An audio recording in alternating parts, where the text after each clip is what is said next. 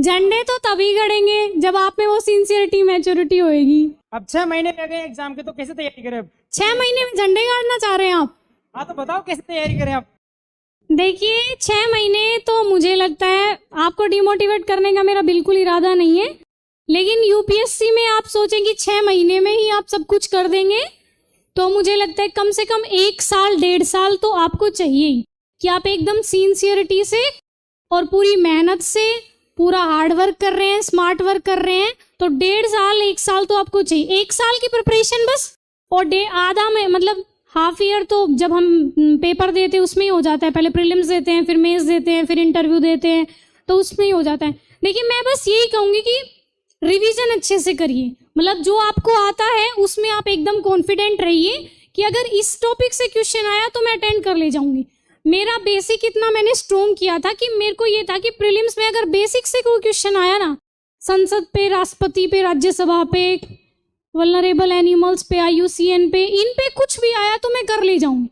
मतलब बेसिक वाला क्वेश्चन तो छोड़ना ही नहीं है, मुझे ये था, क्योंकि करंट थोड़ा सा डायनेमिक होता है। अगर आप खुद से प्रिपेयर कर रहे हैं तो शायद करंट मैनेज करना थोड़ा मुश्किल हो जाता है, लेकिन फिर भी ऐसा मैं बिल्कुल नहीं कह रही हूँ कि आपको करंट नहीं पढ़ना है, लेकिन मैं बस इतना कह रही हूँ कि जिस चीज में आप एकदम कंफर्टेबल हैं उस पे मतलब ऐसी कमांड कर लीजिए कि वहां से कुछ भी क्वेश्चन आएगा तो आप अच्छे से कर लेंगे। कोई इंग्लिश अखबार पढ़ना नहीं आता, वो क्या करे? पढ़ना नहीं आता? हाँ। पढ़ना तो सीखना पड़ेगा। मान लो उसको आता ही नहीं हो तो फिर वो क्या करे? हिंदी का पढ़ लीजिए आप। मैम हिंदी का काम नहीं आता ना अखबार इसमें। हिंदी का मतलब करंट कहाँ से पढ़े? मैंने बताया अभी कि देखिए मैं द हिंदू पढ़ती थी। ऑलमोस्ट टॉपर्स ये रिकमेंड करते हैं या तो आप द हिंदू पढ़ो या इंडियन एक्सप्रेस पढ़ो, लेकिन अगर आप इंग्लिश का नहीं पढ़ रहे हैं तो उसको एनालाइज देख लीजिए। एनालिसिस तो हिंदी में होता है, वो तो आपको समझ में आएगा। या हिंदी भी नहीं आती है? नहीं मैम वो तो आती है। आती है ना? Yes ma'am. तो एनालिसिस देख लीजिए। Thank you so much ma'am. जी मैं अपने रिसोर्सेज बता दूं? हाँ, ताकि हमको गाइड मिल जाए एक बार। मतलब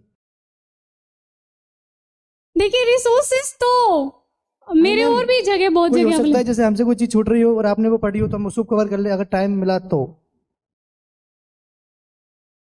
आप मुझसे बिल्कुल ज्यादा कवर कर लेंगे, इस बात में कोई दो राह नहीं है।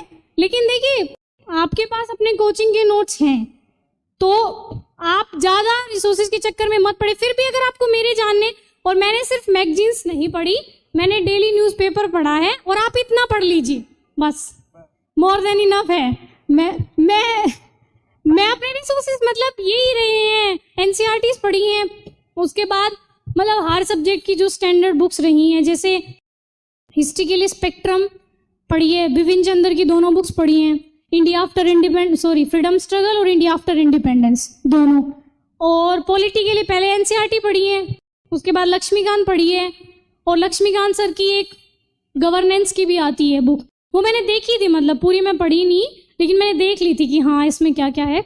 और उसके बाद ज्योग्राफी के लिए माजिद हुसैन सर, पहले तो NCERT सबकी, उसके बाद माजिद हुसैन सर, लेकिन वो थोड़ी सी मोटी बुक है और थोड़ा सा पढ़ना होता है डिफिकल्ट, तो मैंने उसमें से सेलेक्टेड पढ़ा था मतलब, और मैंने ऑनलाइन भी बहुत पढ़ा था, मतलब जो टॉपिक मुझे समझ में नहीं आता था वो मैं ऑनलाइन कवर कर लेती थी, मतलब काफ़ी टाइम लगाती थी। अगर एक टॉपिक समझ में नहीं आ रहा है तो मल्टीपल मतलब सोर्सेज से, लेकिन मैं कवर कर लेती थी।